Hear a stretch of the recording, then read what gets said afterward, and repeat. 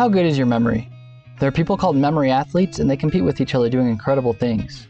Memorizing a deck of cards in under 20 seconds, thousands of binary or pi digits, names and faces, or important dates in history, and several other amazing feats of memory. Believe it or not, memory athletes are normal people. Everyone can have a good memory, it just takes some training. Memory athletes have learned several memory methods, techniques, and systems, sometimes even combined with each other.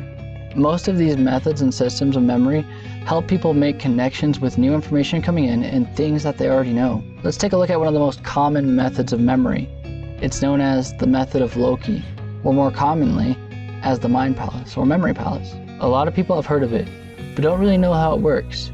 Here's a basic rundown of the memory palace. First, think of a place you know really well.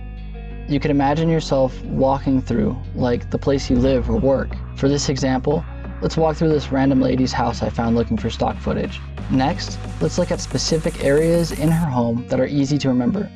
For this example, we're only going to look at 5 areas: the desk, the chair, the bookshelf, the table, and the washing machine. Now, let's think of 5 things you want to remember in a creative way and put them in the location you chose for your memory palace. For example, imagine a cherry tree, big and pink, growing from the desk. Next, imagine someone you know named John, or a celebrity like John Cena, maybe sitting in a chair watching advertisements. On the bookshelf, imagine a thing of Jif peanut butter jumping up and down and moving around the shelves, with a small one following it around like it's its son. Imagine on the table that it's covered in pills or medicine. And finally, imagine a man rowing a boat on top of the washing machine.